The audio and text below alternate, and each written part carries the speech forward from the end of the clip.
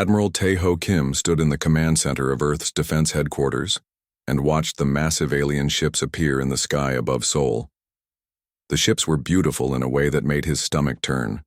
They moved without sound and cast shadows over the entire city.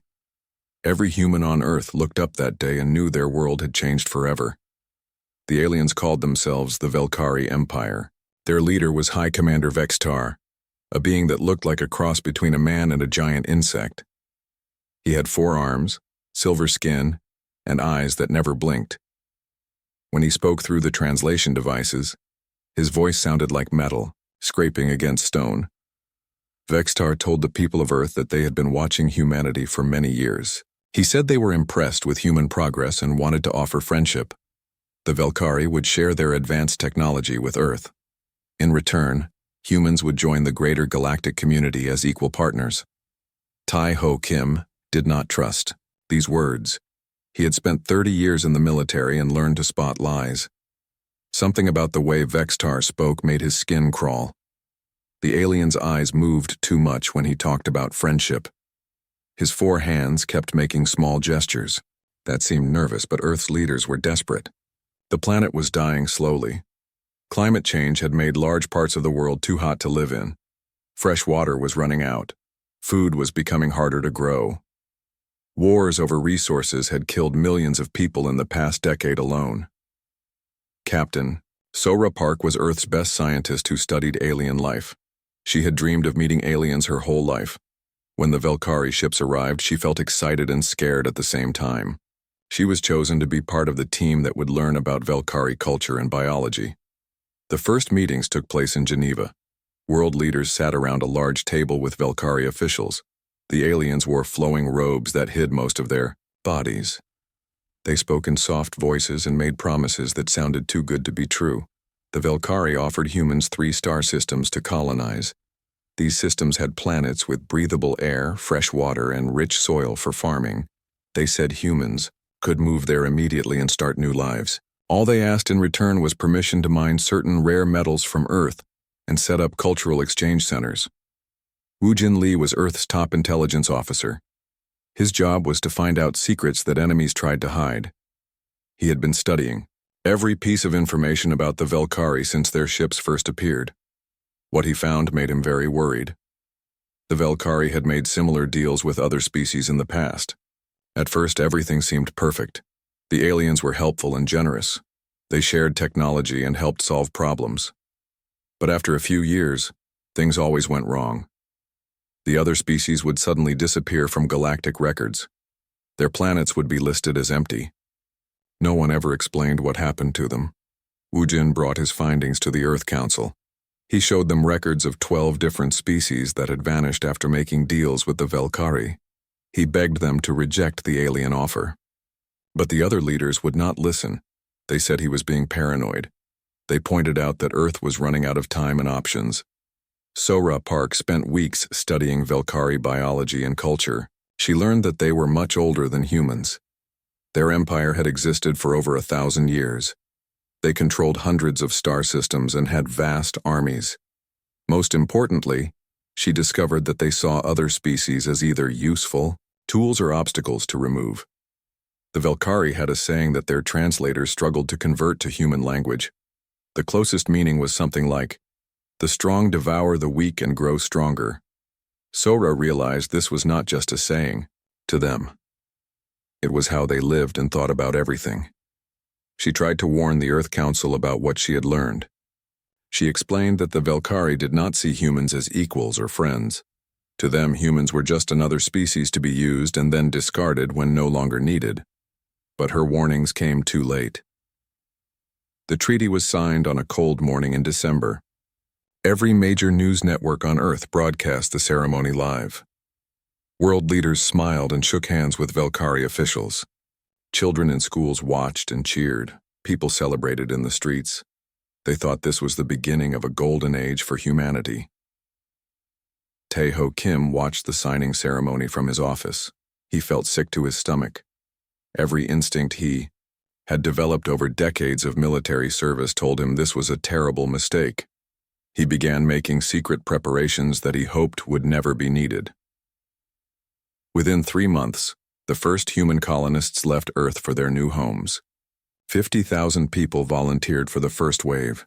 They were farmers, engineers, scientists, and families looking for a better life. The Velkari provided ships to transport them and equipment to help them build their new cities. The colonists sent back wonderful reports. The new planets were everything the Velkari had promised. The air was clean, the water was pure, and the soil was perfect for growing crops. The weather was mild and pleasant. Everyone seemed happy and excited about their new lives. But Wu Jinli noticed something strange in the reports. The colonists were not allowed to communicate directly with Earth. All their messages had to go through Velkari communication systems first. The alien said this was for technical reasons, but it made him suspicious. Sora Park was chosen to visit the colonies and study how humans were adapting to their new environments. What she saw there made her blood run cold. The colonists were happy, but they were also being watched constantly.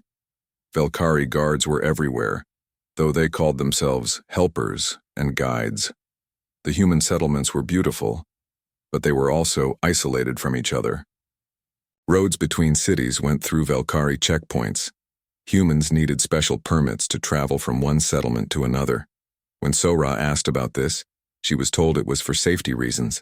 She also noticed that the colonists were already becoming dependent on Velkari technology for everything. Their food came from Velkari agricultural systems. Their power came from Velkari energy generators. Their communication devices, transportation, even their medical care all relied on alien systems that humans did not understand. Sora tried to send a warning message back to Earth, but she discovered that her communications were being monitored and filtered. Any message that mentioned her concerns was blocked. She realized that the colonists were already prisoners, even if they did not know it yet. Meanwhile, on Earth, Velkari mining operations had begun. The aliens were very polite and careful at first. They only mined in remote areas where few people lived. They cleaned up after themselves and paid generous compensation to local governments. But slowly, their operations grew larger and more aggressive. Tai Ho Kim watched Velkari ships landing near major cities. The aliens said they needed to set up processing centers for the materials they were mining. These centers were heavily guarded, and humans were not allowed inside. When local officials complained, the Velkari reminded them of the treaty terms that Earth had signed. The trap was closing, but most humans still did not see it. The Velkari had been very clever. They had given humans just enough benefits to keep them happy while slowly taking control of everything that mattered. By the time people realized what was happening, it would be too late to stop it. The truth came out 6 months after the treaty was signed. Velkari peacekeepers landed on all 3 human colony worlds at the same time. They announced that for security reasons, all human colonists needed to move to designated residential zones. These zones were surrounded by high walls and guarded by alien soldiers. The colonists who refused to move were told they would be relocated by force. When a group of farmers in the Kepler system tried to resist, Velkari gunships destroyed their settlement from orbit. 300 men, women, and children died in less than 10 minutes. The message was clear to everyone else. Mi Young Choi had been a special forces officer before retiring to become a teacher on one of the colony worlds. She watched the Velkari soldiers march into her town and knew that war had already begun. The aliens just had not bothered to tell the humans yet. She gathered 12 other former military personnel who lived in her settlement. They met in secret, in an old mine shaft outside the town. Mi Young told them what everyone already knew, but no one wanted to say out loud. The humans were now prisoners in their own colonies. The group called themselves Silent Thunder. They began planning ways to fight back against their captors. But they faced enormous problems. The Velkari had superior technology, vast numbers of soldiers, and complete control over all communication systems. The humans had small weapons, no way to call for help, and no idea what was happening on the other colony worlds. Back on Earth, Admiral Tai Ho Kim was no longer allowed in military headquarters. The Velkari had politely informed Earth's leaders that human military forces were no longer needed. Alien peacekeepers would handle all security matters from now on. Earth's armies were ordered to disband and turn over their weapons. But Taeho had spent months preparing for this moment. Before the Velkari revealed their true intentions, he had secretly moved weapons and supplies to hidden locations throughout the solar system. He had also identified loyal officers who could be trusted to fight even when their government surrendered. Hyunwoo Nam was one of those officers. He had been Earth's best military strategist before the aliens arrived. While everyone else was celebrating the treaty, he had been studying Velkari tactics and weaknesses. He had also been training small groups of soldiers in guerrilla warfare techniques. When the Velkari took control, Hyunwoo activated sleeper cells that had been hidden for months. These cells were made up of soldiers, engineers, and civilians who had volunteered to resist if the aliens betrayed humanity. They had weapons, supplies, and detailed plans for fighting an underground war. The first attacks began on Luna Base.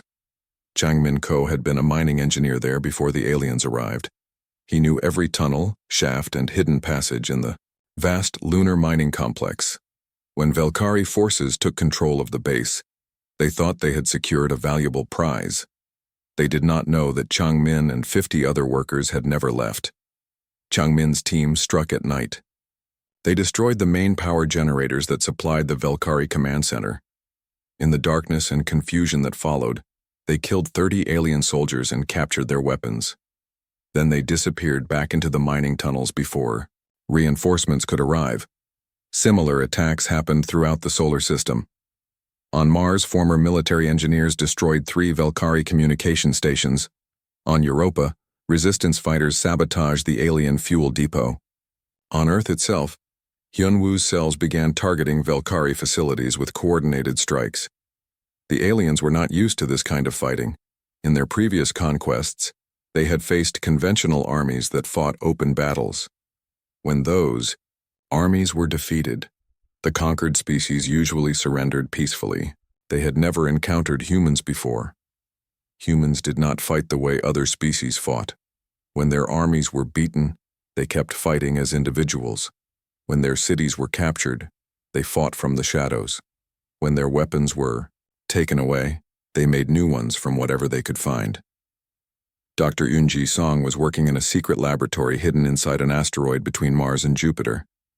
She had been developing new weapons technology since before the Velkari arrived. Now her research had a deadly purpose. Eunji discovered that human brains worked differently from alien brains. This gave humans certain advantages that the Velkari did not understand. Humans could think creatively under pressure. They could adapt quickly to changing situations. Most importantly, they refused to give up even when defeat seemed certain. She used this knowledge to develop weapons that turned human weaknesses into strengths. The Velkari had better technology, but their technology followed predictable patterns. Eunji created weapons that worked in unpredictable ways that alien computers could not anticipate or counter. Meanwhile, Mi Young Choi was building her resistance network across the 3 colony worlds. She used old communication methods that the Velkari did not monitor. Messages were passed through hidden notes, coded radio signals, and even patterns of light flashed between buildings at night. Her fighters learned to move like ghosts. They would strike quickly at Velkari patrols and supply convoys, then vanish before reinforcements arrived. They took alien weapons and equipment. More importantly, they studied how Velkari technology worked. The resistance began to learn the aliens' weaknesses. Velkari soldiers were strong and well-equipped, but they relied too much on their advanced systems. When those systems were disrupted or destroyed, the aliens became confused and vulnerable. They also had trouble fighting in conditions they had not prepared for. Chang Min-ko perfected techniques that other resistance cells copied. His signature was complete destruction, with no survivors. When his team attacked a Velkari position, they made sure no aliens escaped to report what had happened. This created fear and uncertainty among the occupying forces. The Velkari began to realize they had made a serious mistake. The other species they had conquered had been civilized and peaceful. Humans were different. They were violent, unpredictable, and utterly ruthless when fighting for survival. Woo Jin Lee established intelligence networks that gathered information about Velkari plans and movements. He learned that the aliens were becoming increasingly frustrated with human resistance They had expected to completely control the colonies within weeks. Instead, they were losing soldiers and equipment every day. The psychological impact was even more important than the physical damage. Velkari soldiers began to fear patrol duty. They knew that humans could be hiding anywhere, ready to attack, without warning. Some alien units refused orders to enter areas where resistance fighters were active. Sora Park had escaped from the colonies and made her way back to Earth through secret routes established by the resistance. She brought with her detailed information about Velkari biology and technology. This information was invaluable for developing better weapons and tactics. She worked with Yunji Song to create biological agents that specifically targeted Velkari physiology. These weapons were designed not just to kill, but to cause maximum pain and terror. The goal was to make the aliens afraid to fight humans in close combat. Admiral Tae-ho Kim coordinated resistance activities throughout the solar system. He used coded communications to send orders and intelligence to resistance cells. He also began planning for the next phase of the war. The Admiral knew that guerrilla tactics could only do so much. Eventually, humans would need to fight the Velkari in open space battles. That meant building ships and weapons that could match alien technology. It seemed impossible, but Tae-ho had learned never to underestimate human determination. The underground war was just beginning. The Velkari still controlled most human settlements and had vastly superior forces, but they were learning that conquering humans and controlling them were two very different things. Every day they stayed, more humans joined the resistance. Every attack made them stronger and more determined. The aliens had awakened something in humanity that they did not understand. They had turned a peaceful species into predators. Now they would have to face the consequences of their cruelty and arrogance. The Galactic Council received the first disturbing report on a Tuesday morning. A Velkari garrison fleet of 12 ships had stopped responding to communications near the human colony world of New Harmony. When a search squadron arrived 3 days later, they found only debris floating in space. The wreckage was strange. The ships had been torn apart by weapons that left unusual energy signatures. The rescue teams found no survivors and no intact bodies. Whatever had destroyed the Velkari fleet had been thorough and merciless. High Commander Vextar dismissed the incident as a mining accident or mechanical failure. He told the Galactic Council that primitive human weapons could not possibly threaten advanced Velkari warships. He ordered more ships to investigate and restore order to the human territories. Those ships never came back either. Admiral Tae-ho Kim stood on the bridge of the battleship Indomitable and smiled grimly as he watched the last Velkari destroyer explode. The ship he commanded looked nothing like the vessels that had left Earth years earlier. It was a hybrid of human engineering and captured alien technology, built in secret shipyards hidden inside hollow asteroids. The Indomitable was not alone. Around it flew dozens of other human warships, each one a testament to humanity's ability to adapt and overcome. They had been built by resistance fighters who had learned to turn Velkari technology against its creators. Tae-ho opened a communication channel to all human forces in the system. His voice was calm and steady, but his words carried the weight of years of planning and preparation. The fleet he commanded was the result of 3 years of secret construction. While the Velkari had been trying to suppress human resistance on the surface, humans had been building an entirely new navy in the darkness of space. They used materials stolen from alien mining operations and technology captured from destroyed Velkari ships. Commander Jae-sung Lim piloted the strike fighter, Phoenix, through the debris field where a Velkari battle group had been moments before. His squadron had perfected hit-and-run tactics that left enemy forces confused and demoralized.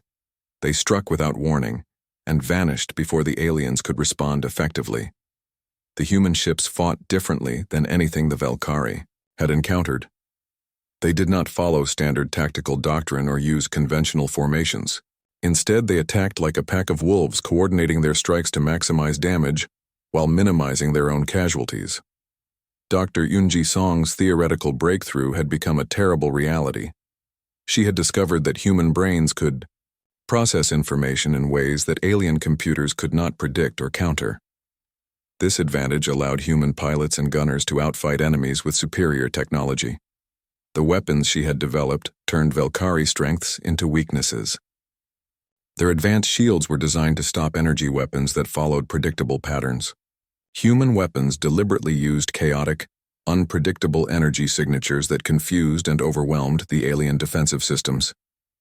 Captain So-Ra Park worked from a mobile laboratory aboard the research vessel Discovery. She had spent years studying captured Velkari equipment and prisoners. Her knowledge of alien biology had become humanity's secret weapon in the war. She had developed biological agents tailored specifically to Velkari physiology. These weapons were delivered through the ventilation systems of alien ships and bases. They caused panic and terror among Velkari forces, who had never faced anything like them before. But Sora's most important contribution was psychological. She had learned how the Velkari mind worked and how to exploit their fears and weaknesses. She developed tactics designed not just to defeat the aliens, but to break their will to fight. The turning point came when human forces launched their first major offensive. Instead of hiding and striking from the shadows, they revealed themselves in a coordinated attack across all 3 colony systems simultaneously. Ma Young-choi led ground forces in a devastating assault on the Velkari command center on New Harmony.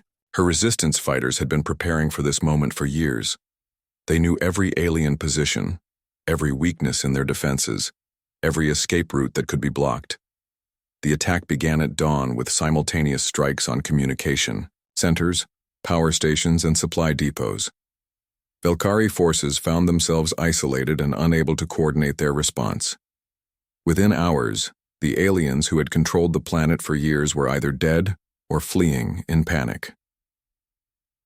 Chang Min Ko's engineering expertise proved crucial in the space battles. He had modified human ships with self-destruct systems that could be triggered when the vessels were boarded.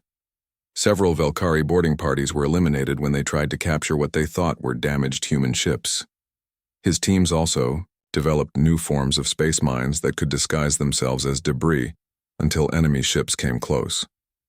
These weapons claimed dozens of Velkari vessels, whose crews never realized they were under attack until it was too late. Wu Jin Lee coordinated intelligence operations that gave human forces a crucial advantage. His network of spies and informants provided real-time information about Velkari fleet movements, supply lines, and tactical plans. This allowed human commanders to always be one step ahead of their enemies. The Velkari began to realize that they were not fighting a conventional war. Humans did not follow the rules of civilized warfare that other species observed. They showed no mercy to prisoners and took no interest in territorial conquest. Their only goal seemed to be the complete destruction of any alien forces in human space. High Commander Vextar dispatched his personal fleet to restore Velkari control over the human colonies. This was the largest force ever assembled by the alien empire, with over 200 warships and 500,000 soldiers. He was confident that this overwhelming show of force would crush human resistance once and for all. Admiral Tae-ho Kim was waiting for him. The Battle of New Harmony lasted 18 hours and ended with the complete annihilation of Vextar's fleet. Not a single Velkari ship escaped. The alien commander who had ordered the enslavement of humanity died when his flagship was torn apart by human weapons he could not understand or defend against. The victory sent shockwaves throughout the galaxy. The Velkari Empire, which had dominated its sector for centuries, had been defeated by a species that had barely achieved interstellar flight just a few years earlier. Alien governments that had ignored humanity's pleas for help began to pay attention, but the humans were not interested in their attention anymore. The message they sent to the Galactic Council was simple and direct. Humanity demanded the complete withdrawal of all alien forces from human space. Any ships that remained after the deadline would be destroyed without warning. President Su Min-yoon addressed the galaxy from the ruins of the Velkari Command Center on New Harmony. Behind her, human soldiers were systematically destroying every piece of alien technology they could not use. Her words were calm but carried an undertone of barely controlled rage. She thanked the Galactic Council for teaching humanity that the universe respected only strength. She said that humans had been excellent students and had learned their lessons. Well, from now on, Humanity would deal with alien civilizations according to the rules that those civilizations had established. The deadline passed without any Valkyrie ships leaving human space. They had all been destroyed in the fighting, or had already fled to other systems. But the human fleet did not stand down. Instead, it began moving toward the heart of the Valkyrie Empire. Dr. Kyung-ho Seo had been working on humanity's ultimate weapon while the battles raged around the colonies.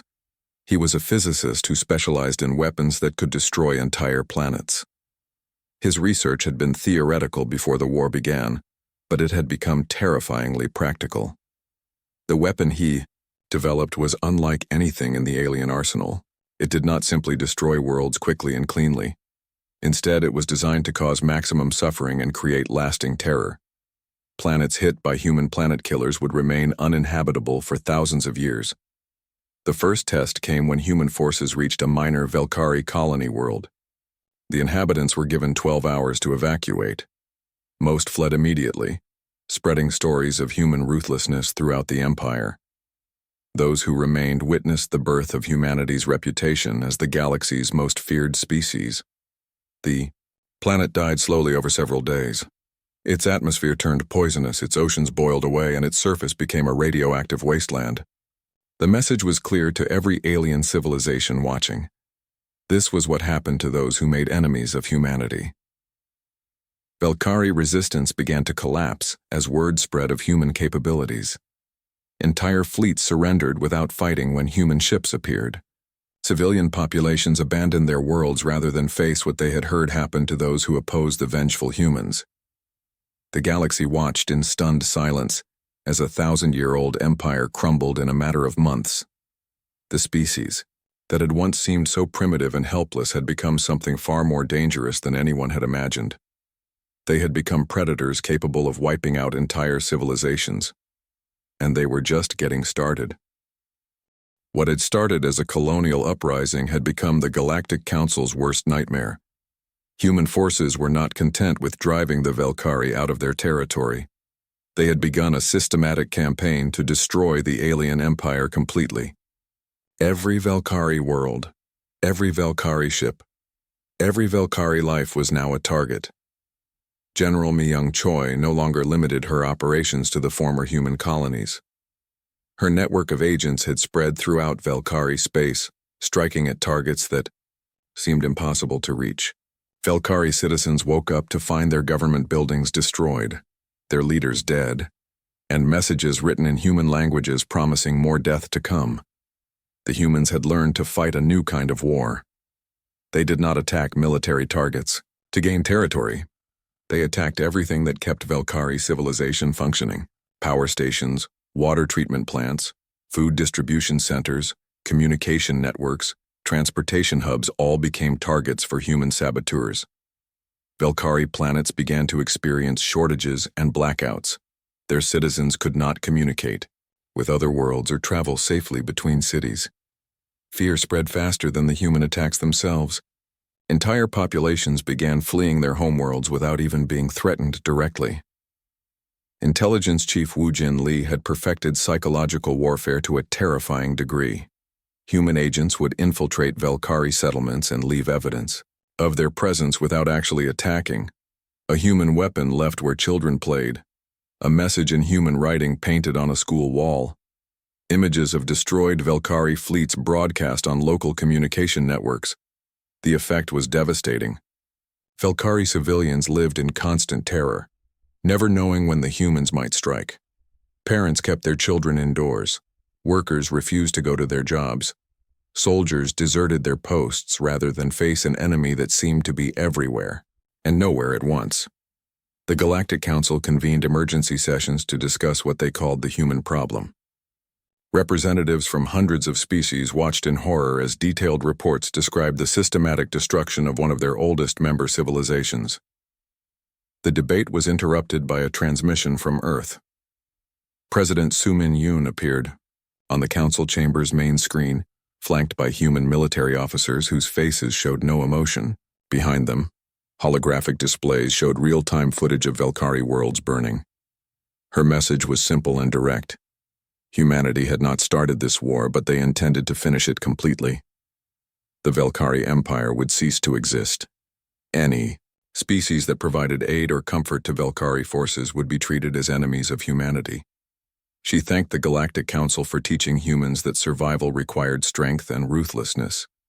She said that humanity had learned these lessons well and would apply them to any species that threatened human civilians.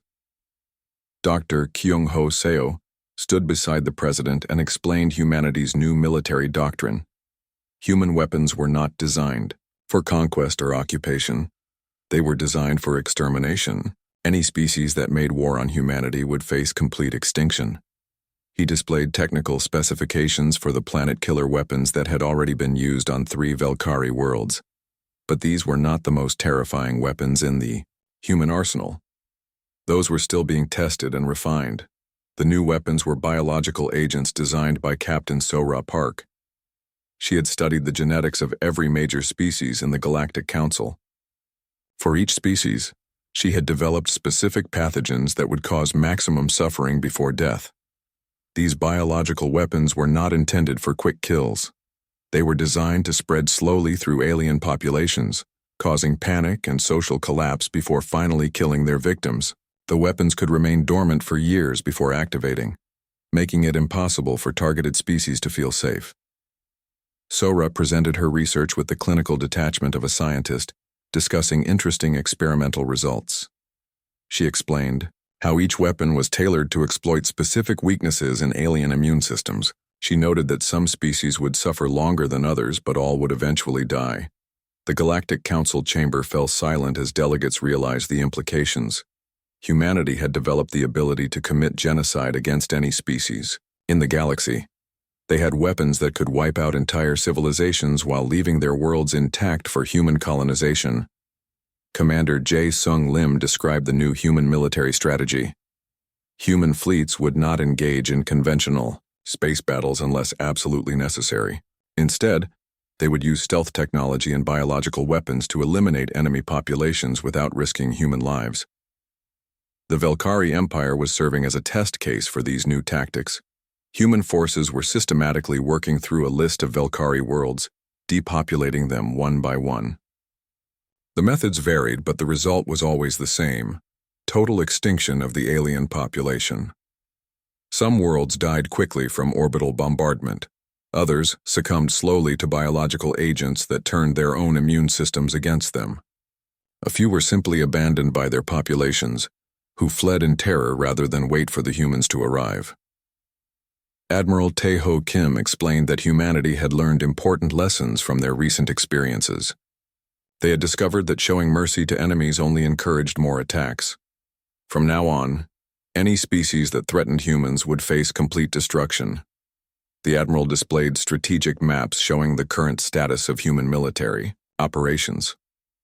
Velkari space was divided into zones of control, with human forces systematically clearing each zone of alien presence. The process was methodical, thorough, and utterly ruthless. Chang Min Ko had become humanity's expert on alien technology and infrastructure. His team studied captured Velkari equipment to understand how alien civilizations functioned. This knowledge was used to identify the most effective ways to cause maximum damage with minimum effort. He had developed weapons specifically designed to destroy the technological foundations that advanced civilizations depended on. These weapons could render entire star systems uninhabitable by destroying the energy sources, communication networks, and transportation systems that modern societies required. The psychological impact of these weapons was as important as their physical effects. Alien species throughout the galaxy began to understand that humans fought wars differently than anyone else. They did not seek to conquer or subjugate their enemies. They sought to erase them completely from existence. Velkari refugee ships began appearing at the borders of neighboring star systems. The passengers told horrific stories of human attacks that seemed to come from nowhere. They described weapons that killed slowly and painfully, leaving victims to suffer for days or weeks before dying. These refugees carried more than just stories. Many were infected with biological agents designed to spread to other species. Sora Park had engineered these pathogens to remain dormant until they reached populations dense enough to cause maximum damage. The first outbreaks occurred on worlds that had welcomed Velkari refugees. Entire cities were quarantined as alien populations died from diseases that their medical science could not identify or treat. Fear of contamination began to override compassion for the fleeing Velkari. Borders closed throughout that sector of the galaxy. Species that had coexisted peacefully for centuries began to view each other with suspicion. The mere presence of refugees became a potential death sentence for entire worlds. President Su Min-yoon delivered a second address to the Galactic Council. She expressed regret that the Velkari refugees were spreading disease to innocent populations. She offered to provide medical assistance to any species affected by these unfortunate outbreaks. Her offer was accompanied by detailed medical files, describing exactly how the biological weapons worked and what would happen to infected populations. The files made it clear that humanity had cures for all the diseases they had created, but these cures would only be provided to species that formally recognized human sovereignty. The message was unmistakable. Humanity now held the power of life and death over much of the galaxy. Species that opposed them would die horribly. Those that submitted and acknowledged human superiority might be allowed to survive. Dr. Yoon-ji Song announced that humanity was beginning the final phase of anti-Velkari operations. Human fleets were moving toward the Velkari homeworld, the ancient seat of their empire. The planet that had ruled over dozens of star systems for 1,000 years would soon be nothing but radioactive dust. The end came quickly.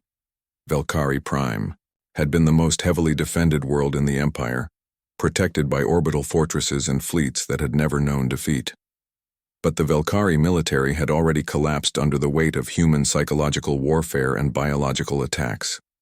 When human ships appeared in the system, they found no resistance. The orbital defenses had been abandoned. The defending fleets had fled or surrendered. The planet below was already dying from biological agents that had been introduced months earlier. Admiral Tae-ho Kim ordered the complete sterilization of Velkari Prime. The bombardment lasted for 6 hours and reduced the ancient alien capital to molten slag. 1 billion years of Velkari culture and history vanished in an afternoon. The destruction was broadcast live to every world in the galaxy. Alien leaders watched in stunned silence as humanity demonstrated what happened to species that dared to enslave human beings. The message was clear and unmissed. The Galactic Council chambers had never been so quiet. Representatives from over 1,000 species sat in absolute silence as they watched the final transmission from Velkari Prime. The ancient world that had been the center of a galactic empire was now nothing but cooling rock floating in space. Admiral Tae-ho Kim stood before the assembled delegates with the same calm expression he had worn during the worst days of the war. But he was no longer the desperate human who had begged for justice 2 years earlier. Behind him, holographic displays showed the complete extinction of the Velkari Empire. Every world empty, every ship destroyed, every trace of their civilization erased from the galaxy. The transformation was shocking to witness. The species that had once seemed so primitive and helpless had become something that no alien civilization had ever encountered before. They had become apex predators capable of wiping out entire species with methodical efficiency. Captain So-ra Park addressed the council next. She spoke in the same clinical tone she had used when describing her biological weapons research. She explained that humanity now possessed detailed genetic information for every major species in the galaxy. She displayed charts showing how quickly each species would die if exposed to human biological weapons. Some would suffer for weeks before death. Others would die within days. All would experience agony beyond anything their species had ever known. The weapons were already manufactured and stored in hidden facilities throughout human space. They could be deployed at any time against any target. So-ra noted with scientific interest that some species had genetic vulnerabilities that would make them particularly entertaining subjects for biological warfare. Commander Jae-sung Lim explained humanity's current military capabilities to the stunned council. Human fleets now patrolled the borders of former Velkari space. These ships were equipped with weapons that no alien technology could defend against. The human military had learned to fight wars in ways that violated every principle of civilized warfare. They did not seek territorial conquest or political dominance. They fought to completely eliminate threats to human survival. Any species that endangered human civilians would face total extinction. General Mi-young Choi described the intelligence network that humanity had built throughout the galaxy. Human agents were present on hundreds of worlds, gathering information and preparing for potential conflicts. These agents had already identified the key infrastructure targets that would need to be destroyed if their host species became enemies of humanity. The network was designed to activate automatically if humans were attacked. Within hours of any aggressive action against human worlds, biological weapons would be released simultaneously across dozens of alien homeworlds. The attacking species would be dead before they realized what had happened. President Soo Min-yoon delivered the message that would define human-alien relations for centuries to come. She stood behind a podium made from metal salvaged from the Valkyrie flagship that had led the original invasion of human space. She thanked the Galactic Council for the education they had provided. Humanity had arrived seeking friendship and peaceful cooperation. Instead, they had learned that the galaxy respected only strength and feared only complete ruthlessness. The lesson had been expensive. Millions of humans had died in the war against the Valkyrie, but those deaths had taught humanity valuable truths about how the universe really worked. They would never forget these lessons. She explained humanity's new policy toward alien civilizations. Any species that threatened human civilians would face immediate and total extinction. There would be no negotiations, no warnings, no second chances. The response would be swift, complete, and final. The Valkyrie had made the mistake of thinking humans were weak because they preferred peace. Other species were welcome to test this assumption if they chose. But they should understand that making war on humanity meant accepting their own extinction. Dr. Kyung-ho Seo presented technical specifications for the weapons that had destroyed Valkyrie Prime, but he also revealed that these were among the weaker devices in the human arsenal. The most devastating weapons remained classified and unused. He explained that human military doctrine now assumed that any interstellar war would end in genocide. Since aliens had demonstrated that they viewed humans as expendable, humanity would respond by making alien species extinct. This was simply the logical application of the rules that other civilizations had established. The weapons he described could sterilize entire star systems. They could render worlds uninhabitable for millions of years. They could eliminate all life in targeted regions of space while leaving human settlements completely unharmed. Woo Jin Lee addressed the intelligence capabilities that humanity had developed during the war. Human agents had infiltrated governments, militaries, and scientific institutions throughout the galaxy. They knew the locations of alien homeworlds, the weaknesses of alien defenses, and the genetic vulnerabilities of alien populations. This information was being continuously updated and expanded.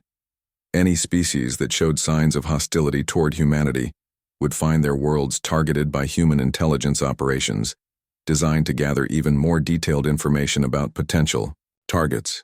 The intelligence network also monitored alien communications for any discussions about attacking human settlements. Species that were detected planning aggressive actions would face preemptive strikes designed to eliminate the threat before it could develop. Changmin Ko displayed images of human industrial facilities that had been built in the ruins of Valkyrie space. These factories were producing weapons, ships, and equipment at a rate that no alien civilization could match. Humanity had learned to combine their own ingenuity with captured alien technology. The result was an industrial capacity that could support military operations on a galactic scale. Human production facilities could replace losses faster than any enemy could inflict them. The factories were also protected by automated defense systems that would activate if humans were killed by alien attacks. Even if humanity itself were destroyed, these facilities would continue producing weapons and sending them against the species responsible for human extinction. Dr. Yoonji Song explained the scientific advances that had made human military superiority possible. The key breakthrough had been understanding how human minds worked differently from alien brains. This cognitive advantage allowed humans to develop technologies and tactics that alien science could not predict or counter. She noted that continued research was expanding this advantage. Human scientists were developing new forms of warfare that would be even more devastating than the biological and nuclear weapons used against the Velkari. The research was being conducted in secret facilities throughout human space. Multiple independent teams were working on different approaches to ensure that no single attack could eliminate humanity's weapons development programs. Admiral Tae-ho Kim concluded the presentation with humanity's final message to the galaxy. The human race had learned to survive in a universe where strength was the only currency that mattered. They had become very good students of the lessons that alien civilizations had taught them. Humanity was now the dominant military power in their region of space. They intended to expand that dominance until no species could threaten human survival. This expansion would continue until humanity controlled enough territory and resources to guarantee their species permanent security. Any civilization that stood in the way of this expansion would be eliminated. Any species that provided aid to humanity's enemies would be destroyed. Any government that harbored anti-human sentiments would find their worlds turned to glass. The Admiral's final words echoed through the silent council chamber. Humanity had tried to join the galactic community as peaceful partners. They had been rejected and enslaved. Now they would take their place in the galaxy as its undisputed masters. The transformation was complete. In less than 3 years, humanity had evolved from a primitive species seeking acceptance to the galaxy's most feared civilization. They had proven that they possessed both the capability and the absolute will to commit genocide on an interstellar scale. The delegates sat in stunned silence long after the human transmission ended. They finally understood what they had created through their indifference to human suffering. They had awakened predators who viewed the extinction of entire species as an acceptable solution to political problems. The galaxy would never be the same.